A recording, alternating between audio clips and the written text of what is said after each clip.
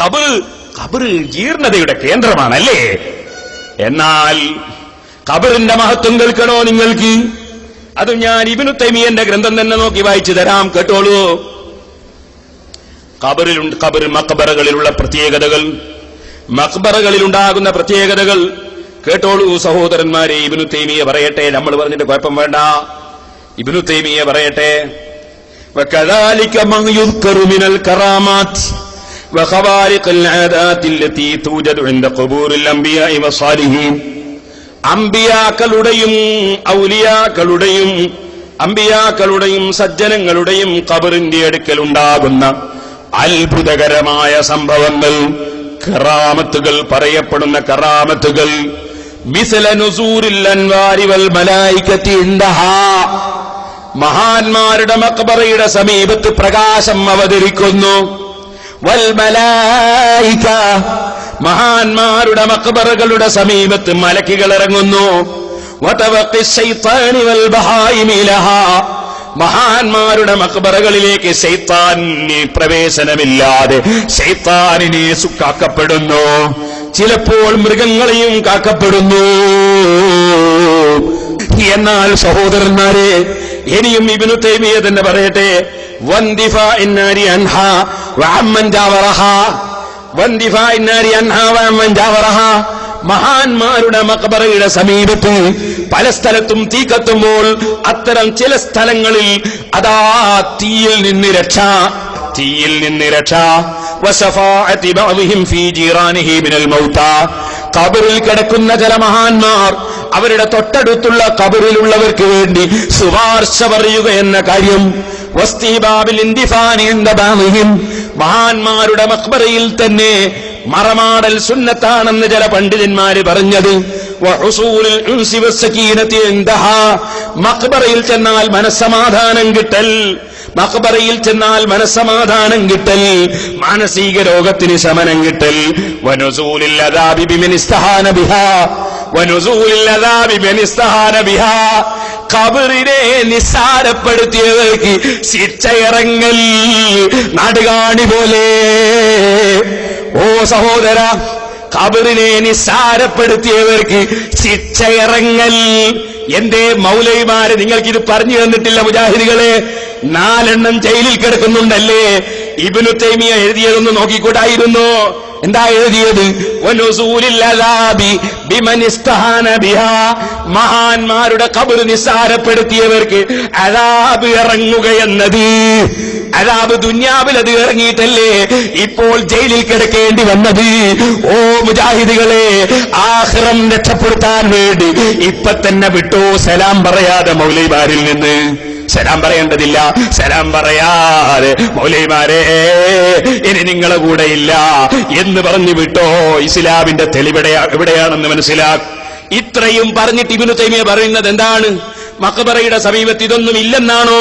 ഫജിൻസു ഹാദാ ഹഖുൻ, ഈ പറഞ്ഞ വിഷയങ്ങളൊക്കെ സത്യമാണ് ജനങ്ങളെ, ഈ പറഞ്ഞ വിഷയങ്ങളൊക്കെ സത്യമാണ് ജനങ്ങളെ. ലൈസ ബിമാ നഹ്നു ഫീഹി, നമ്മൾ ചർച്ച ചെയ്യുന്നത് അതിനെക്കുറിച്ചല്ല. ഇബ്നു തൈമിയ്യ പറയാണ്, വമാ ഫീ ഖുബൂരിൽ അംബിയാഇ വസ്സാലിഹീന, അംബിയാക്കളെ ഖബറുകളിലുള്ള സംഗതി, വസ്സാലിഹീന സജ്ജനങ്ങളുടെ മഖ്ബറകളിലുള്ള സംഗതി, മിൻ കറാമത്തില്ലാഹി വറഹ്മതിഹി, അല്ലാഹ് കൊടുക്കുന്ന കറാമത്ത്, മഖ്ബറയിലുള്ള കറാമത്ത്, മഖ്ബറയിലുള്ള റഹ്മത്ത്. വമാ ലഹാ ഇൻദല്ലാഹി മിനൽ ഹുർമതി, മഹാന്മാരെ മഖ്ബറകൾക്ക്, ഖബറുകൾക്ക് പടച്ചവന്റെ അടുക്കലുള്ള പവിത്രത. വൽ കറാമ, അല്ലാഹുവിന്റെ അടുക്കൽ അതിനുള്ള ആദരവ്. ഫൗഖമായ തവഹമുഹു അക്സറുൽ ഖൽഖി, പലരും വിചാരിച്ചതിന്റെയും പലരും ഊഹിക്കുന്നതിന്റെയും അപ്പുറത്താണ് ജനങ്ങളെ. അംബിയാക്കളെ മഖ്ബറ, ഔലിയാക്കളെ മഖ്ബറ, അതിന് അല്ലാഹ് കൊടുക്കുന്ന പവിത്രത, അതിന് അല്ലാഹ് കൊടുക്കുന്ന കറാമത്ത് പലരും ഊഹിക്കുന്നതിന്റെ ഒക്കെ എത്രയോ അപ്പുറമാണ് ജനങ്ങളെ. ലാക്കിൻ ലൈസ ഹാദാ മൗലി തഫ്സീൽ ദാലിക, ഇപ്പോൾ അത് വിശദീകരിക്കുന്ന സ്ഥലമല്ല. ഇബ്നു തൈമിയ്യ പറയുകയാണ്, ഇഖ്തിലാഉ സിറാത്തുൽ മുസ്തഖീം എന്ന ഗ്രന്ഥത്തിന്റെ 374-ാമത്തെ പേജിൽ പറയുകയാണ്, എന്റെ പ്രസംഗം കേൾക്കുന്ന മുജാഹിദ് സുഹൃത്തുക്കളെ, മൗലൈമാരോട് ചോദിക്കൂ, നിങ്ങളല്ലേ വിചിന്തനത്തിൽ പറഞ്ഞത് ഇബ്നു തൈമിയ്യയുടെ വാചകം ഖുർആനിന് തുല്യമാണെന്ന് പറഞ്ഞത്? ആ ഇബ്നു തൈമിയ്യ ഇഖ്തിലാഉ സിറാത്തുൽ മുസ്തഖീം എന്ന കിതാബിൽ ഇങ്ങനെ എഴുതിയിട്ടുണ്ടെന്ന് പേരോട് പറയുന്നു. അങ്ങനെ ആ കിതാബിലുണ്ടോ ഇല്ലേ? ഉണ്ടോ ഇല്ലേ? ഉണ്ടോ ഇല്ലേ? കാതിന് ബധിരതയില്ലാത്ത, അതേ ഊമയായി പോയിട്ടില്ലാത്ത, കണ്ണിന് അന്ധത പിടിച്ചിട്ടില്ലാത്ത, മനസ്സിന് രോഗം പിടിച്ചിട്ടില്ലാത്ത ആരെങ്കിലും മുജാഹിദിൽ പെട്ടുപോയവരുണ്ടെങ്കിൽ മൗലൈമാരോട് ചോദിക്കൂ, മുജാഹിദേ പേരോട് പറഞ്ഞതുപോലെ ഉണ്ടോ ഇല്ലേ? നിങ്ങൾ മനസ്സിലാക്കണം, ലോകത്തുള്ള മുഴുവൻ മുസ്ലിമീങ്ങളെയും വഞ്ചിക്കുകയല്ലേ ഈ മൗലൈമാർ? മഖബറകൾ ജീർണതയുടെ കേന്ദ്രങ്ങളാണ് പോലും. വിവരമുള്ള ആരെങ്കിലും പറഞ്ഞിട്ടുണ്ടെങ്കിൽ? ഇനി നിങ്ങൾക്ക് കിട്ടായി പറഞ്ഞാൽ സമയം പോയി പോകും, ഞാൻ നീട്ടുന്നില്ല. അല്ലാഹുവിന്റെ റസൂലിന്റെ മഖബറയിൽ എങ്ങനെ പോകണം? അമ്പിയാക്കളെ മഖബറയിൽ എങ്ങനെ പോകണം? ആ മഖബറയിൽ ചെല്ലുമ്പോൾ എത്ര അദബ് കാണിക്കണം? അത് വിശദമായി പറഞ്ഞിട്ടുണ്ട് മഹാനായ ഇബ്നുൽ ഹാജ് തങ്ങൾ മദ്ഖലിൽ. അവരോട് ആ ഖബറിനടുക്കൽ പോയി ഇസ്തിഗാസ ചെയ്യണം, തവസ്സുൽ ചെയ്യണം, അവരെ വിളിക്കണം, പറയണം. അതൊക്കെ ഇമാം ഇബ്നുൽ ഹാജ് തങ്ങൾ വളരെ വ്യക്തമായി പറഞ്ഞിട്ടുണ്ട്. അതൊക്കെ ഇസ്തിഗാസയും ഇമാമുകളും എന്ന് എന്റെ പ്രസംഗത്തിൽ ഞാൻ വിശദമായി പറഞ്ഞിട്ടുണ്ട്. ഇപ്പോഴതിലേക്ക് കടക്കുന്നില്ല.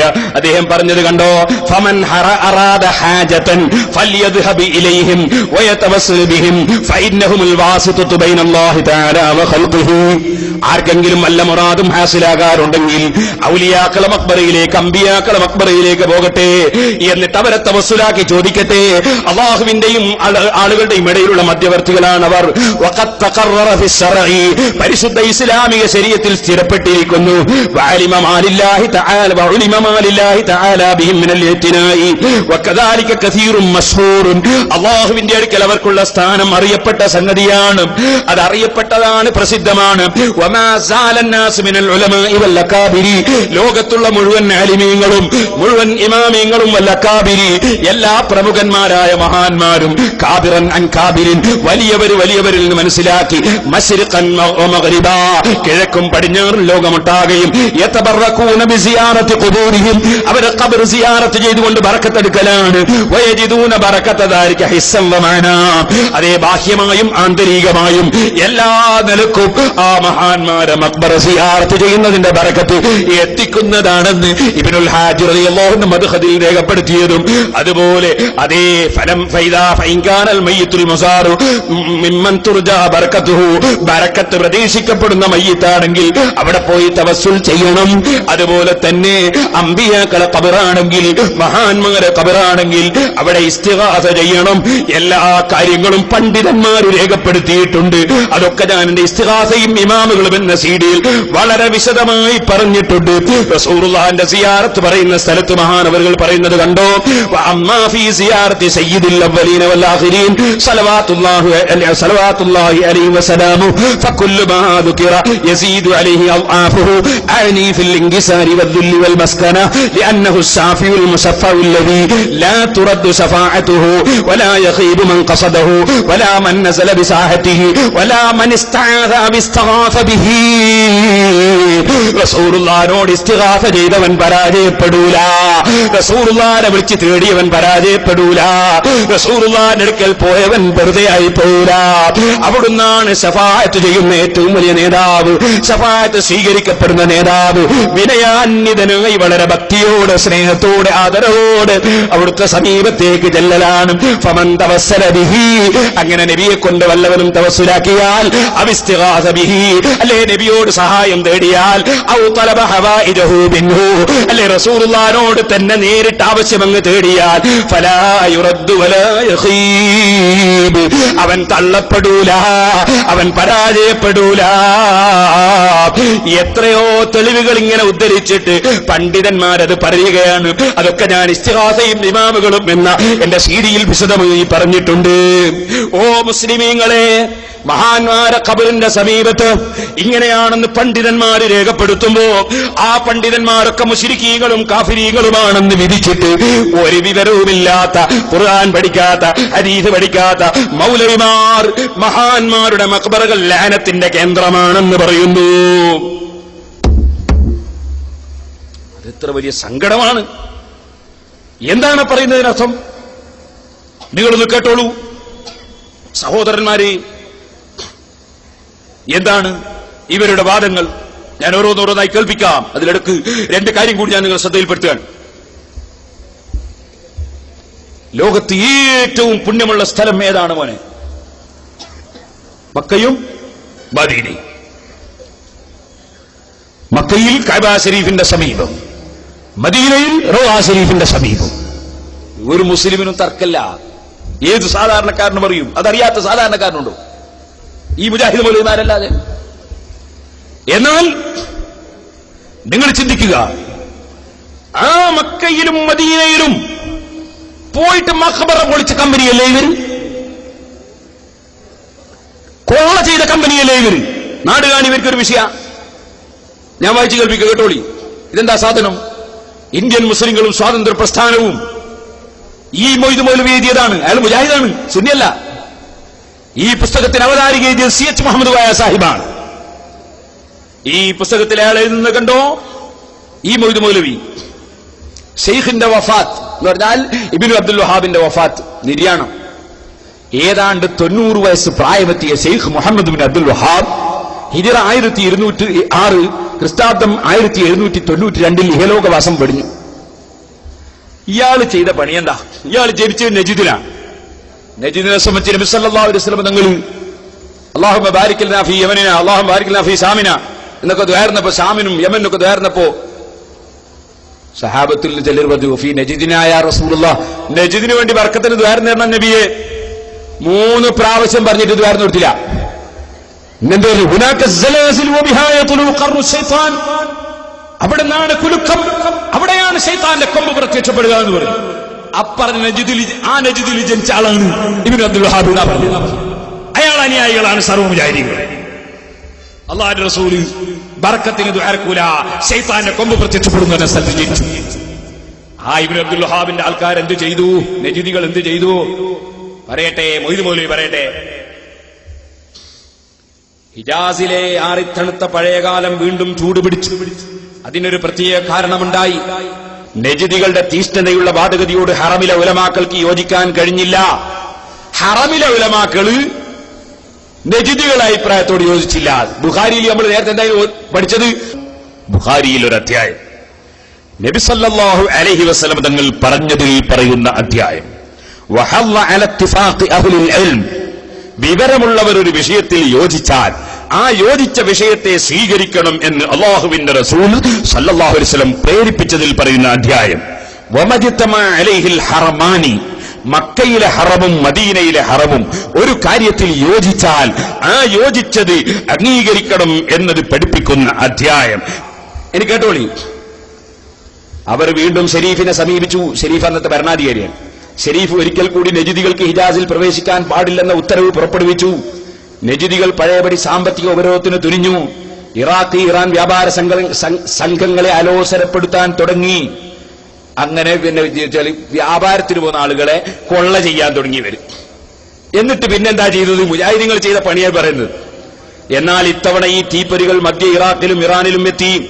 ഹിജ്റ 1216, ക്രിസ്താബ്ദം 1802 കർബല, മുഅല്ല, നജ് അഷ്റഫ്, ബലദുൽ ഹുസൈൻ തുടങ്ങിയ രാജ്യങ്ങളെ നജിദുകാരി ആക്രമിച്ചു. അവിടങ്ങളിലെ ധനങ്ങളും ഖജാനകളും രത്നങ്ങളുമെല്ലാം പിടിച്ചെടുത്തു. അവ പട്ടാളക്കാരുടെ ഇടയിൽ വിതരണം ചെയ്തു. ഖബറുകളുടെ മേൽ പടുത്തുയർത്തിയിരുന്ന എടുപ്പുകൾ പൊളിച്ചു നീക്കി. ഖബറുകളുടെ മേൽ എടുത്ത എടുപ്പുകൾ പൊളിച്ചു നീക്കി. അവിടുന്ന് ആളുകളെ സംഖ്യകൾ മുഴുവനും കവർച്ച ചെയ്ത് ഖജനാവുകളും രത്നങ്ങളും കയ്യിലാക്കി കവർച്ച ചെയ്തിട്ട് വിതരണം ചെയ്തു. ആര്? മുജാഹിദുകളുടെ നേതാക്കന്മാര്. തീർന്നില്ല, ഇനിയും കേട്ടോ. ഹിജറ 1318 മുഹറം 8 1803 ഏപ്രിൽ 3 ഇബ്നു അബ്ദുൽ അസീസ് വിജയപേരി മുഴക്കിക്കൊണ്ട് പരിശുദ്ധ മക്കയിൽ പ്രവേശിച്ചു. പരിപാവനമായ കഅബയിൽ ഉണ്ടായിരുന്ന വിലപിടിച്ച സാധനങ്ങളും രത്നങ്ങളും നാണ്യങ്ങളും അടക്കം ചെയ്ത ഭണ്ഡാരം അധീനപ്പെടുത്തി. അവ പട്ടാളക്കാർക്ക് വീതിച്ചു കൊടുത്തു. ഖബറുകളുടെ മേൽ തുർക്കികളും മറ്റും നിർമ്മിച്ചിരുന്ന ഗോപുരങ്ങളും കുബ്ബകളും പൊളിച്ചു നീക്കി. ഇബ്നു അബ്ദുൽ വഹാബിന്റെ മുജാഹിദിന്റെ ആളുകൾ മക്കയിൽ കടന്നിട്ട്, ഈ മൊയ്ദ് മൗലവി കോൺഗ്രസിന്റെ നേതാവാണ്, മുജാഹിദിന്റെ നേതാവാണ്, അദ്ദേഹം എഴുതുകയാണ്, ഖബറുകളുടെ മേലുള്ള കുബ്ബകൾ പൊളിച്ചു നീക്കി, കഅബത്തിലുള്ള രത്നങ്ങൾ കവർച്ച ചെയ്തു. അവരെ നേതാക്കന്മാരെടുത്ത പണി പറയാണ്. അങ്ങനെ എന്നിട്ട് അവസാനം പറയാണ്, പിറ്റേ കൊല്ലം മദീന മുനവ്വറയും കൈവശപ്പെടുത്തി. അവിടെയും മക്കയിൽ ചെയ്ത പോലുള്ള പ്രവർത്തികൾ ചെയ്തു. ഖബറുകളിലെ കുബ്ബ പൊളിച്ചത് വലിയ എതിർപ്പിനു കാരണമായി. ഇങ്ങനെ മക്കയിലും മദീനയിലും പോയി മഹാന്മാരെ ഖബറ് പൊളിക്കുകയും രത്നങ്ങളും പണങ്ങളും അതാ കവർച്ച ചെയ്യുകയുമാണ് മുജാഹിദിന്റെ നേതാക്കന്മാര് ചെയ്തിട്ടുള്ളത് എന്ന് മുജാഹിദ് നേതാക്കൾ തന്നെ എഴുതി വച്ചിരിക്കുകയാണ്. ഇനി സഹോദരന്മാരെ, അവരൊരുപാട് ആളുകളെ കൊന്നിട്ടുണ്ട് ഈ പണിക്ക് വേണ്ടി. അത് മുജാഹിദിന്റെ പത്രമായ അൽ ഇത്തിഹാദ് എന്ന ഈ പത്രത്തിൽ പറഞ്ഞിട്ടുണ്ട്. അത് ഞാൻ ഹുസൈൻ സലഫിയുടെ നാട്ടിൽ നിന്ന് വായിച്ച് കേൾപ്പിച്ചത് ഞാൻ ഇനി CD-യിൽ കയറ്റിക്കോളാം. ഇപ്പോൾ ഞാനിതിലേക്ക് കടക്കുന്നില്ല. ഇത് സാമ്പിളിന് ഇത് മതിയല്ലോ. ഞാൻ വായിച്ച് കേൾപ്പിച്ചേരാ കേട്ടോളി. 1801 ഏപ്രിൽ 30 10,000 വരുന്ന ഒരു വമ്പിച്ച വഹാബി സൈന്യം കർബല പട്ടണം വളഞ്ഞു. പട്ടണവാസികളിൽ ഒരു ഭാഗത്തെ അവർ കൊന്നുകളഞ്ഞു. ഹുസൈൻ റളിയല്ലാഹു അൻഹുവിന്റെ മഖാമ് കൊള്ളയടിച്ചു. അവിടേക്ക് അനർബികളായ സന്ദർശകന്മാര് വഴിപാട് കൊടുത്തിരുന്ന എല്ലാ വിലപിടിച്ച രത്നങ്ങളും മറ്റും അവർ ശേഖരിച്ചു. ഇതൊന്നും അവരുടെ ഹൃദയത്തിന് അസഹ്യമായി തോന്നിയില്ല. എത്രയോ ആളുകളെ കൊല്ലുന്നതിനും മഖാമ് കൊള്ളയടിക്കുന്നതിനും അവിടെ അനറബികളായ പുറത്തുനിന്ന് വന്ന ആളുകളെ കൊന്നുകളയുന്നതിനും അവരുടെ രത്നങ്ങൾ പിടിച്ചെടുക്കുന്നതിനും ഒരു വിഷമവും ഒരസഹ്യമായി അവർക്ക് തോന്നിയില്ല. എന്തുകൊണ്ടെന്നാൽ ഖബറിന് വഴിപാട് കൊടുക്കുന്ന അവരുടെ നേരെ അവർക്കുണ്ടായിരുന്ന വീക്ഷണഗതി കാഫിറുകളുടെ നേർക്കുണ്ടായിരുന്ന അതേ വീക്ഷണഗതി തന്നെയായിരുന്നു. ഓ സലഫി, പറയണം നിങ്ങൾ, KC അബൂബക്കർ മൗലവി നിങ്ങളെ നേതാവല്ലേ? അല്ലേ? അല്ലേ? അൽ ഇത്തിഹാദ് നിങ്ങളെ നേതാക്കൾ EK മൗലവി പുറത്തിറക്കിയ പത്രമല്ലേ? അതിൽ നിന്നാ ഞാൻ വായിക്കുന്നത്. അതേ, ഖബറിന് നേർച്ച ചെയ്യുന്നവരോട് കാഫിറുകളോടുള്ള വീക്ഷണഗതി തന്നെയായിരുന്നുവെന്നും അതേ ഖബറിന് നേർച്ച ചെയ്തവരെ കൊന്നുകളയുകയാണ് ചെയ്തതെന്നും അതുപോലെ മഖാമ് കൊള്ളയടിക്കുകയാണ് കർബലയിൽ നിങ്ങൾ ചെയ്തതെന്നും നിങ്ങളെ പത്രത്തിൽ നിങ്ങളെ നേതാവ് എഴുതിയിട്ടില്ലേ? ഇനിയും എത്രയോ വായിക്കാനുണ്ട്. ഞാൻ വിശദമായി പറയാൻ സമയം പോരാ. ഞാൻ ഒന്നുകൂടി വായിച്ചു കേൾപ്പിക്കട്ടെ, കേട്ടോളൂ. എന്നാൽ വഹാബികൾ ഈ അവസരം അസലായി ഉപയോഗിച്ചു. അവർ വേഗം ഹിജാസിലേക്ക് കുതിക്കുകയും ഹറമൈനിയിൽ പ്രവേശിച്ച് അവിടെ ഉണ്ടായിരുന്ന ഔലിയാക്കളുടെ ഖബറുകളും മറ്റും പൊളിച്ച് അവിടെ ഉണ്ടായിരുന്ന രത്നങ്ങളും മറ്റും കൊള്ളയടിച്ച് പരസ്യമായി മാർക്കറ്റിൽ ലേലം ചെയ്ത് വിറ്റു. ഇത് നിങ്ങളെ നേതാവ് KC അബൂബക്കർ മൗലവി എഴുതിയിട്ടില്ലേ? ഈ മൊയ്ദ് മൗലവി മാത്രമല്ല, ഇനിയും കേട്ടോളൂ. വെള്ളിക്കിനാദികളും വെള്ളിപ്പാത്രങ്ങളും വെള്ളി വിളക്കുകളും അവർ ഉരുക്കി വിറ്റ് അതിന്റെ വില പരിശുദ്ധ നാടിന്റെ സംരക്ഷകന്മാർക്ക് വിധിച്ചു കൊടുക്കുകയും ചെയ്തു. ഈ സംഭവം ഹിജറ 1220 ക്രിസ്താബ്ദം 1805 നടന്നത്. ഇനിയും കേട്ടോളൂ. അലി റളിയല്ലാഹു അൻഹുവിന്റെ ഖബർ ആക്രമണം. പിന്നീട് വഹാബികൾ ഇറാഖിൽ അലി റളിയല്ലാഹു അൻഹുവിന്റെ യാറത്തിലേക്കാണ് തിരിച്ചത്. എന്നിട്ട് അതിനാക്രമിച്ച സംഭവവും പറഞ്ഞിട്ട് പിന്നെയും കാണാം എത്രയാണ്. അടുത്ത കൊല്ലം വഹാബികൾ ഫുറാത്ത് നദിയുടെ കരയിൽ സ്ഥിതി ചെയ്യുന്ന ആന ആക്രമിക്കുകയും എന്നിട്ട് ദിമസ്കിലേക്ക് മുന്നേറുകയും ചെയ്തു. അന്ന് അവിടുത്തെ അമീറായ യൂസുഫ് ബാഷയെ അവിചാരിതമായി പിടികൂടിയതുകൊണ്ട് അദ്ദേഹം അവരോട് സൗഹാർദ്ദം കാണിക്കുവാൻ നിർബന്ധിതനായി. അദ്ദേഹവും പട്ടണവാസികളും വഹാബി പ്രബോധനം സ്വീകരിച്ചു കൊള്ളാമെന്ന് വാഗ്ദത്തം ചെയ്തു.